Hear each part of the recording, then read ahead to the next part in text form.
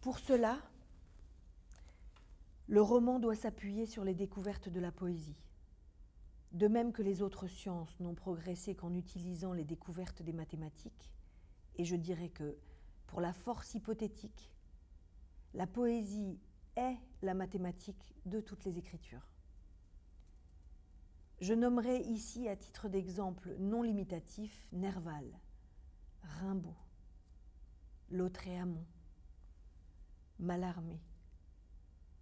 Ce sont là pour nous des Cardan, des Bombelli, des Gauss, des Évaristes gallois, et sans doute ne faut-il pas oublier dans cette fort incomplète énumération de chercheurs l'homme qui, le seul à ma connaissance, a combiné dans son œuvre l'invention mathématique et l'invention poétique, Charles L. Dodson, plus connu sous le nom de Lewis Carroll, et dont il serait désirable qu'un jour quelqu'un établit les liens qui existent entre Alice au pays des merveilles et son étude des systèmes linéaires à coefficients réels ou imaginaires.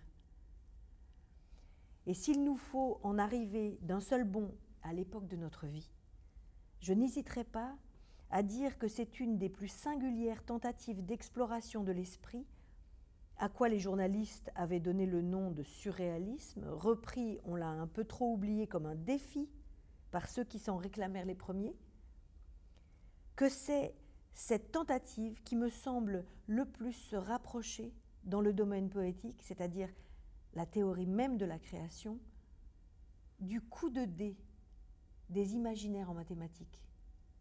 On s'étonnera sans doute de ce renvoi à l'expérience surréaliste de la part d'un homme qui vient de dire qu'il se réclame et se réclamera toujours du réalisme. Je vous ferai remarquer que ceci n'est pas un fait nouveau dans ma vie. Et même si cela a supposé chez moi une rupture, je n'ai jamais cessé de penser, dans le style Hugo, que dans surréalisme, il y a réalisme, ce qui n'est pas une boutade. En tout cas, c'est par ce chemin-là que j'ai accédé au réalisme. Car je ne suis pas plus né réaliste que né communiste. Le réalisme de l'avenir doit être et sera le lieu de convergence des inventions de l'esprit humain. C'est à lui, et non pas au surréalisme tel qu'il s'est défini 5 ans après sa mort, que pensait Guillaume Apollinaire quand il écrivait en 1917, dans sa préface aux Mamelles de Tirésias, « Quand l'homme a voulu imiter la marche, il a créé la roue qui ne ressemble pas à une jambe. Il a fait ainsi du surréalisme sans le savoir. » On cite toujours cette phrase pour le mot surréalisme comme s'il s'agissait de ce qu'Apollinaire, mort en 1918, ne pouvait connaître.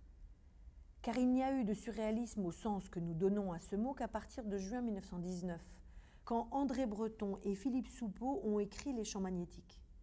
On oublie, plus ou moins volontairement, la phrase qui précède cette image de la roue. Et pour tenter, sinon une rénovation du théâtre, du moins un effort personnel, j'ai pensé qu'il fallait revenir à la nature même, mais sans limiter à la manière des photographes. Ce qui est très exactement la critique que nous portons aujourd'hui du réalisme vulgaire au nom d'un réalisme sans limite.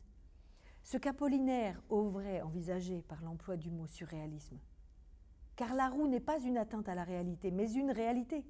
Même si, quand on n'en avait encore jamais construit, les contemporains de l'inventeur de la roue ont considéré celui qui, ayant vu le genou, inventa la bielle comme un blasphémateur de la réalité.